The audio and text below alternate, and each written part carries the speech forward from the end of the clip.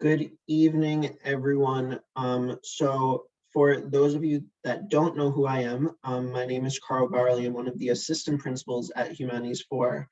And so what we just wanted to do was bring everyone together to go over some updates. I know we are getting closer towards the end of the year, believe it or not, only a few short weeks left. So we wanted to take some time to just go over some updates. I know there's been some new information that's been released, and a lot of parents and students have been asking about Regents exams and AP exams. So we just wanted to take a few moments and go over some of the updates that we have regarding the end of the year, and then also just provide an opportunity for anyone to ask any questions that they might have. So if at any point you have any questions, feel free to type them in the chat directly to me. And then this way I can answer them as we get towards the end. But thank you for taking the time to hop on tonight.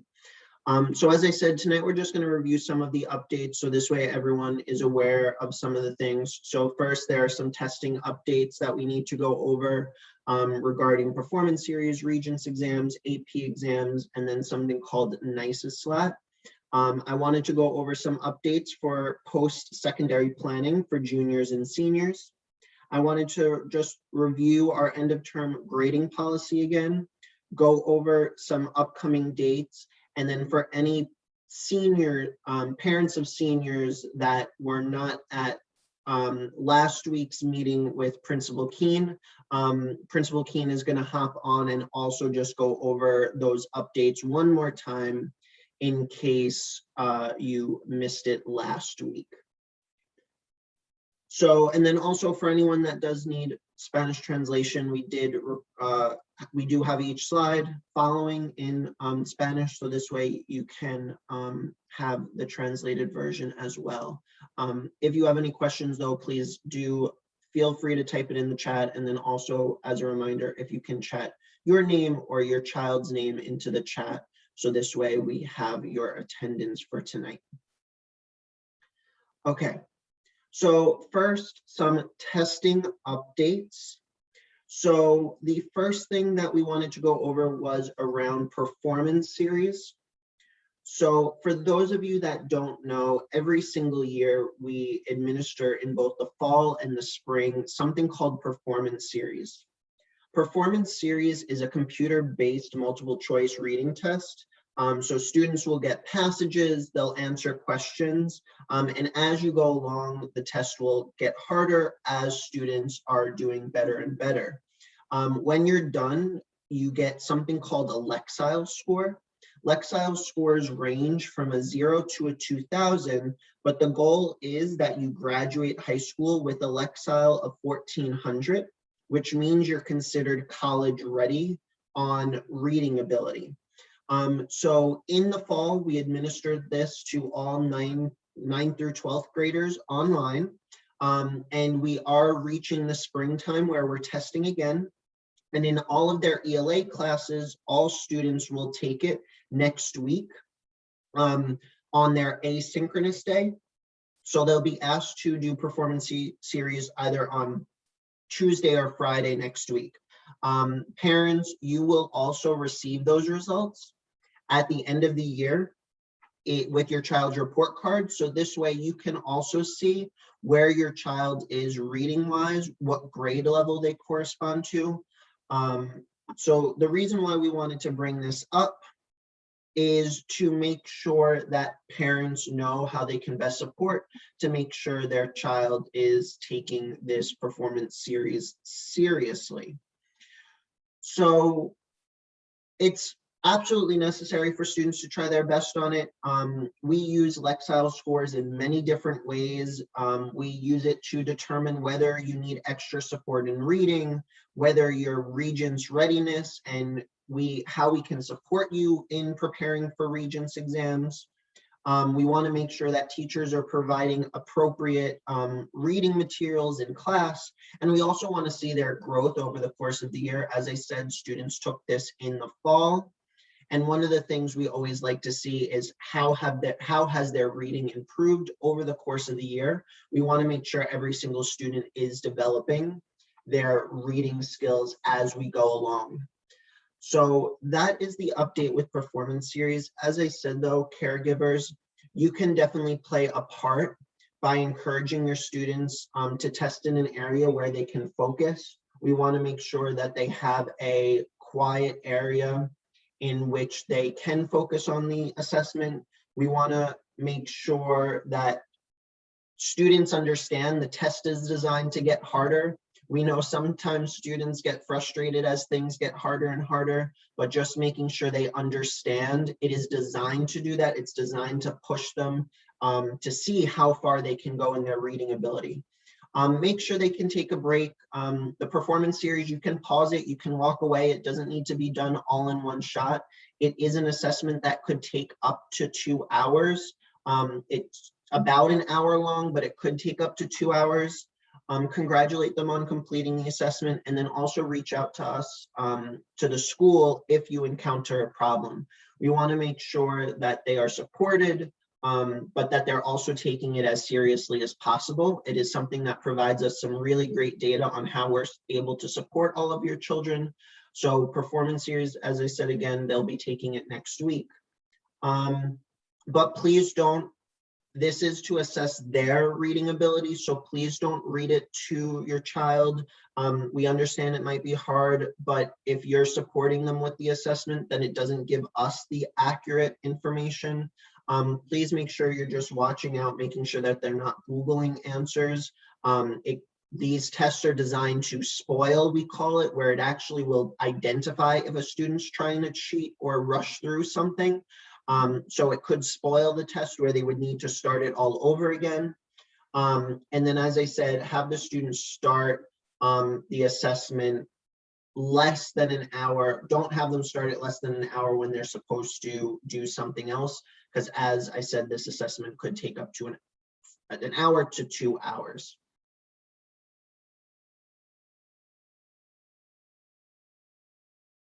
So again, if anyone does have any questions, feel free to type it in the chat. So as we're going through, I can answer any questions if it pertains to this specific exam, or at the end when there is a Q&A session.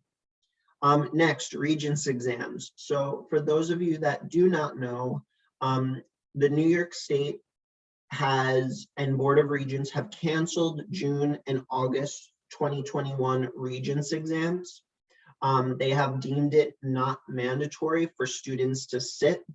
If students were supposed to sit for Regents, so for instance, if they're in Algebra 1 this year and they were supposed to sit for the Algebra Regents, students may be eligible for a Regents exemption, similar to what it was last year and in January. In order for a student to be eligible for a Regents exemption though, a student must meet one of the following requirements. It means that they need to be enrolled in a class that leads up to a Regents exam, and they needed to earn credit for that class. So because we are a trimester-based school, students need to earn 2 out of 3 trimesters in order to earn the Regents exemption. So for instance, if your child is in Earth Science, if they pass trimesters 1 and trimester 2, they would earn the exemption for the Regents. If they pass trimesters 1 and trimester 3, they would earn the exemption. Obviously, students need all of the credits every single trimester, but for the exemption, they need 2 out of the 3 trimesters. Students also have the ability to earn the exemption for August, just in case they didn't earn the credit by June. They do have the opportunity to earn an exemption still for August. And then also if they earned credits previously in a different year and they earned additional credits this year, they still have that opportunity to earn a Regents exemption.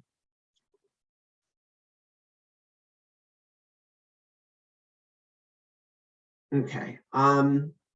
So as for the, I'd see a question in the chat. As for the assessment, the performance series, it is going to be administered over all of next week. Students will ask to do it independently on one of their asynchronous days. So either Tuesday or Friday, they'd be asked to complete it. Now, If for some reason, we do need to put this disclaimer out there, parents do have the right to decline an exemption. So for instance, if you have a student that is a senior and you don't think your child's ready to graduate yet, you do have the right to waive the exemption, meaning that you don't want your child to earn the exemption. If you are thinking about doing that, feel free to reach out to me. I will put my email in the chat. You can also call me. We do want to discuss it with you, obviously, but parents do have the right to waive an exemption if they would like to.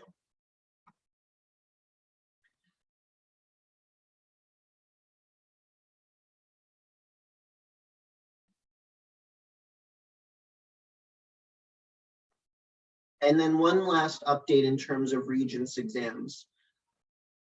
New York State is offering 4 Regents exams to administer in June. It's not mandatory that they sit for them, but it is something that parents could opt in if they'd like their child to sit for a Regents. So currently, in June, New York State is offering the English, the Algebra 1, the Living Environment, or the Earth Science Regents. If you would like your child to sit for one of those 4 Regents exams, because they were supposed to take it in June, you do have the ability to request that your child sit for it. I think one of the main reasons that parents might want their child to sit for it, if they do, is for that college readiness score. So CUNY, for those of you that don't know, CUNY has something called benchmarks for college readiness. So on the English Regents, they would need a 75 or higher, and algebra, it's a 70 or higher. With exemptions, students are only earning a 65. That's like the bare minimum of passing. It gets shown up on a transcript as an E. So there are some parents that might request to have their child sit for the Regents exam. If you would like your child to sit for the Regents exam, I'm going to put this form in the chat. Please feel free to fill it out. And this is if you want your child to sit for the Regents exam for either algebra, English, living environment, or earth science. As I said, we will only sit students that were supposed to sit for the Regents if you decide you would like them to sit. And also, the state has released a no harm policy, which means if your child sits for the Regents and let's say they don't pass the Regents, if they were supposed to earn an exemption, they will still earn that exemption. So whatever goes on the transcript is the highest score. So let's say they sit for the Regents, they get a 60, but they earn the exemption. The exemption would show up on the transcript. If a student earned a 80 on the Regents, then the 80 would show up on the transcript. So New York State did say this no harm policy that if a student would like to try and sit for a Regents, but let's say they're not successful on it, the exemption still would get counted even though they sat for the exam. So again, if you would like your child to sit for the Regents, please fill out that form. Regents exams start June 15th, so it is important that if you would like them to sit, we are going to ask everyone to fill it out before the end of this month so we can properly plan for how many students we are expecting to sit.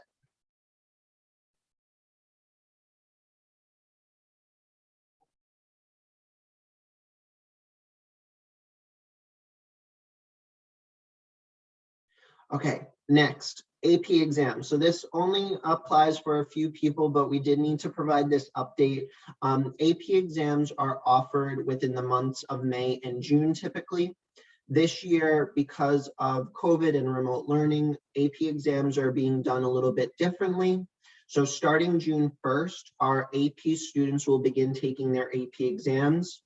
All students will take them online using the College Board platform.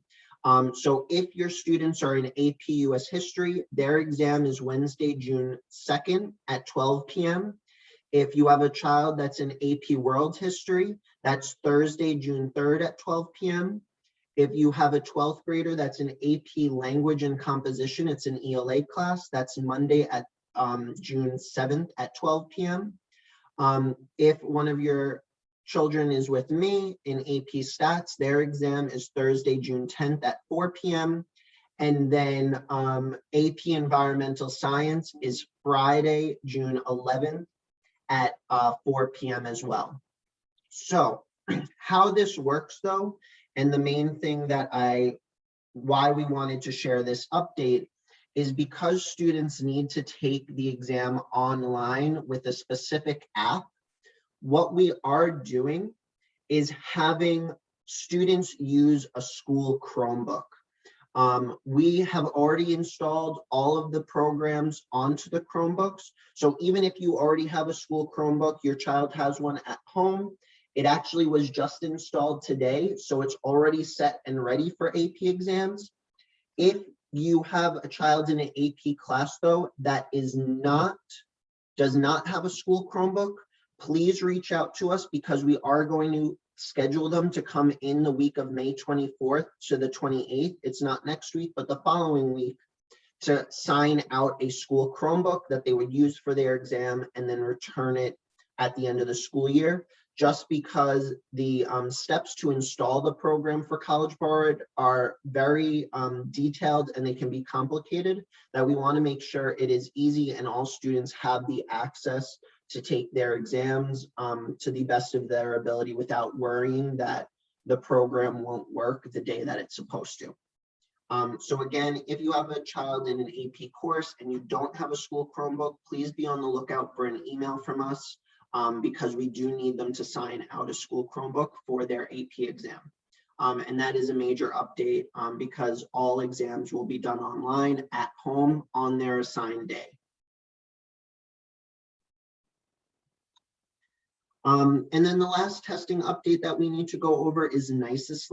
This is specifically just for students that are E&L students or L students.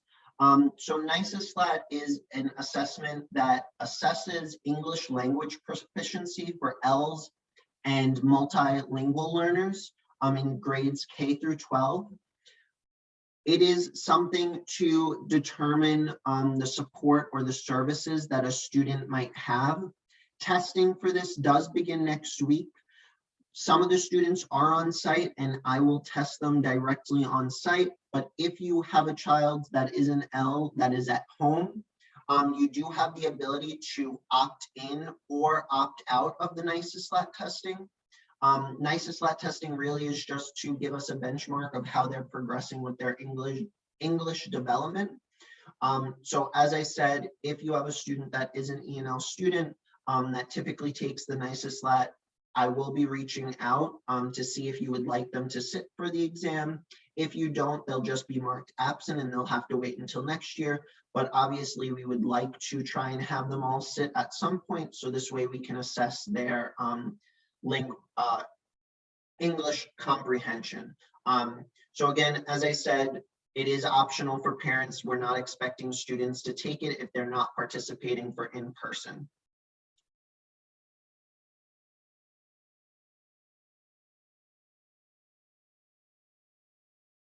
And again, if anyone does have any questions, please put them in the chat. I know we're going over a lot of information, so I know it can be complicated at some points. Okay, so we did want to go over some post-secondary planning for the juniors and seniors. So first, juniors, we went over this about 2 months ago. But what should juniors have completed by the end of June to make sure juniors are on track for their senior year with college applications and post-secondary planning? All juniors should have a brag sheet and a resume completed. They should develop a college list of 8 to 10 schools, colleges, universities that they'd like to go to. Ms. Hossein, our college career counselor, has been scheduling one-on-one meetings with every single student, so it's important that they are attending those meetings. I see some of the students on the Zoom tonight have already met with Ms. Hossein. They are attending virtual college fairs and visits. We just had one last Friday that all of the students were expected to attend during the school day. In their ELA classes, they're writing their personal statements and they're finalizing it. They're identifying what teachers are going to write college recommendation letters for them, and they're asking them. And then they're also collecting all of the required documents for FAFSA. Now, one question that I do see is about the SAT. Students will have the opportunity to sit for the SAT again in October. We will offer, we can speak with students about prep in the month of September, but I know the SAT is normally early in October, and it's normally the first or second week.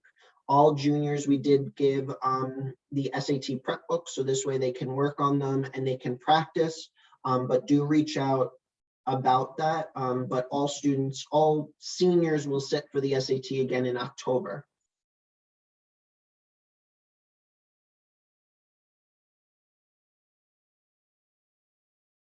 As for seniors, we are almost at the finish line. Graduation is a month and a half away.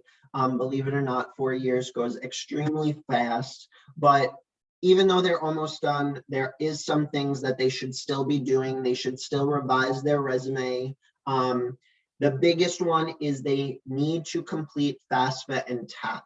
If you are a parent of a senior and you have not done FAFSA or TAP, it is great that your child was applied.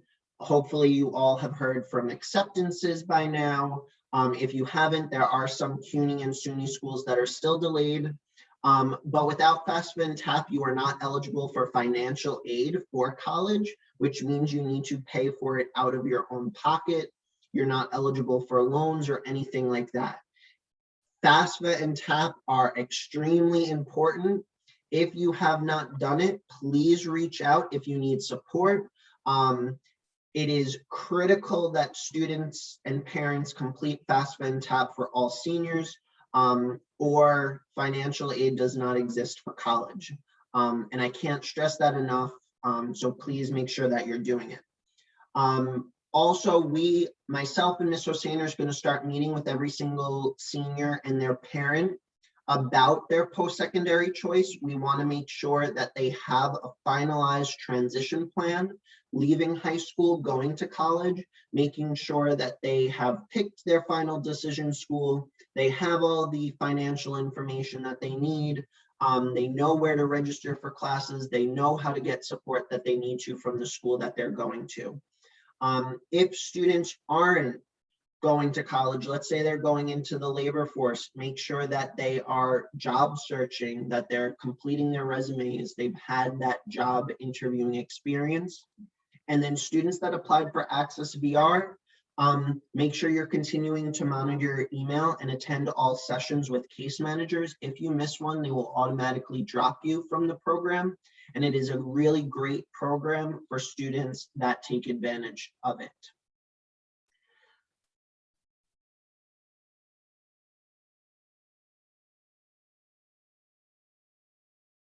And then also, when the summer starts, make sure that students are enrolled in any summer college-based summer bridge programs, submit any housing forms that they need to, register for classes, and prepare for and pass any college placement exams.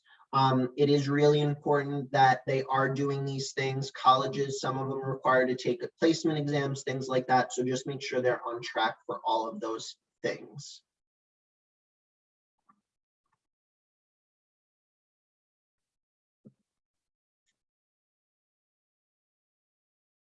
Okay. As we approach the end of the year, we just wanted to give another reminder about end of term grading policies. So just so everyone knows, trimester 2 report cards and progress reports were mailed home at the beginning of this week. With the reopening, things were a little bit delayed, but they all should be in your houses by the end of this week. With progress reports coming means that we are already halfway through trimester 3, which means we're already that much closer towards the end of the year.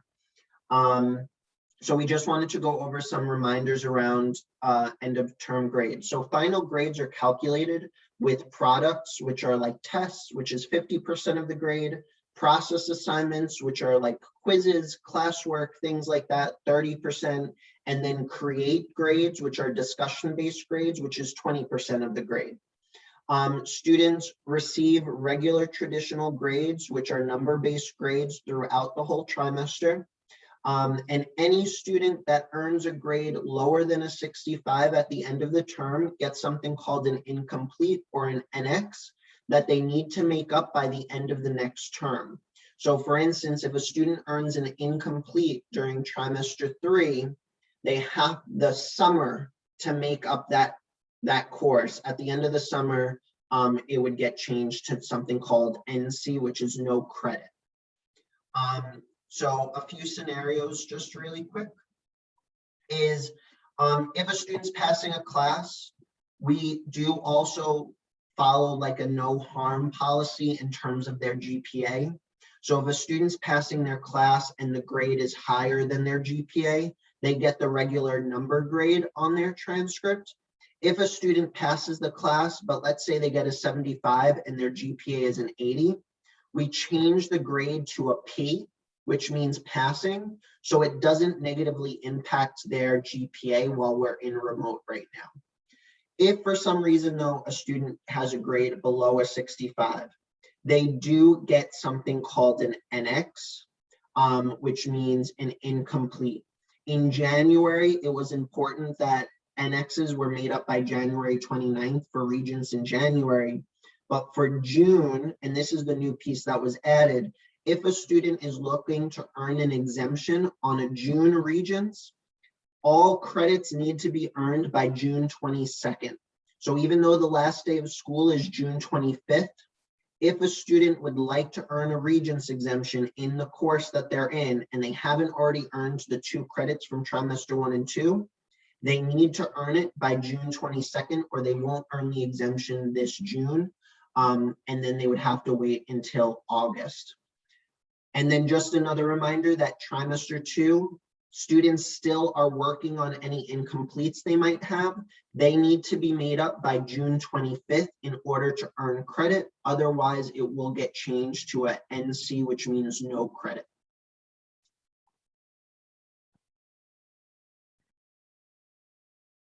So we haven't changed our end of term grading policy at all, just those 2 dates of June 25th for trimester 2 incompletes and June 22nd for all grades being needed to be passing for the Regents exemption. And then just really quick, students that do earn incompletes, it is really important that they are going to R1 reflection, which is on Wednesdays from 1 to 1:45. So this way they can make up those incompletes that they have.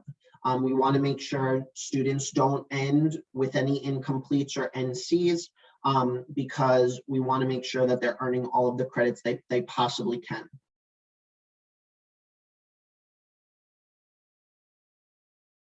Okay, so just a couple of upcoming dates. We are almost going through all of the updates. So a couple of updates first. For those of you that don't know, we do not have school tomorrow. It is considered a holiday, so no staff or students have school. Next week from May 17th to the 22nd, as I said, we're doing performance series testing. Students will be doing it at home, so please just check in with them, make sure that they've completed it. Monday, May 31st is Memorial Day, so we don't have school that day. June 1st to the 11th are AP exams. June 3rd is a professional development day for staff. It's a Thursday, so there's no school for students. June 7th to 11th is senior week, so we're going to be doing different things for seniors during that week. June 9th, we're having a senior barbecue. It is closed only to seniors. So please make sure you are aware of that. June 5th, we're doing a post-secondary team potluck in the park, which this is focused around 9th graders. So you will hear more information about that. June 11th is a trimester. That's when trimester 3 grades are due. So students should be working to make sure that all of their work for trimester 3 is done by June 11th. June 14th to the 25th, the last 2 weeks of school, we're not going to follow a regular schedule. We're going to do something similar to what we did in January, where it's intervention weeks where we're working with students to make up any incompletes they have from trimesters 2 or 3. We obviously want to go into the summer with as minimal students having any incompletes, because we all know once the summer hits, students generally drift away from doing work. So we want to make sure that everything is wrapped up before that June 25th date. So we're not trying to hunt down kids to get work done. June 17th is going to be an art showcase. That will be a virtual event that we'll hold over Zoom. June 25th is the last day of class. And then for our seniors, June 29th will be our graduation ceremony.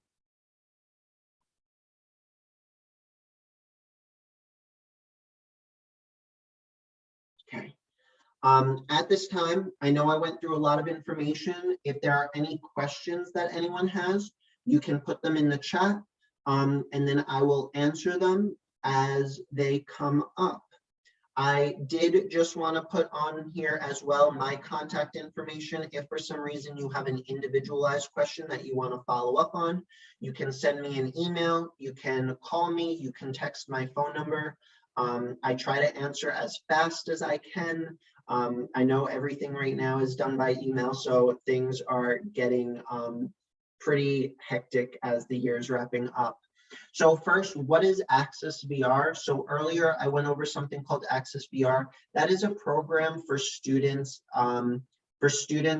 that have disabilities or have an IEP. It is an alternative path after high school that they will work with you to join a trade school, interview for a job. They will also help look for colleges for you to go to. So it's a great program for any student that does have an IEP that may not know what they want to do after high school. The last day of trimester 3. So the last day that we are saying is June 11th is the last day that new instruction will be happening.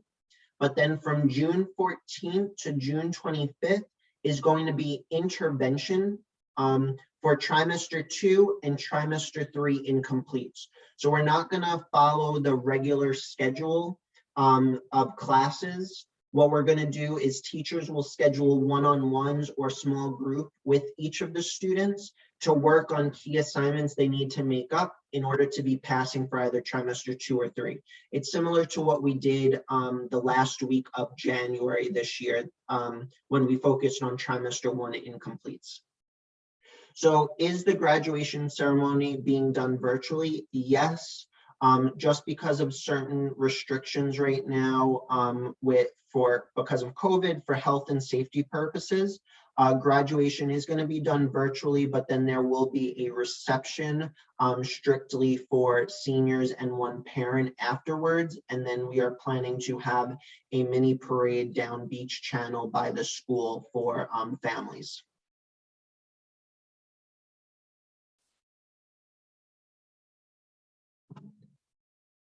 So if you do not have other questions, you can feel free to hop off. Thank you for joining us. Hopefully you got additional information to clarify some things for the end of the year.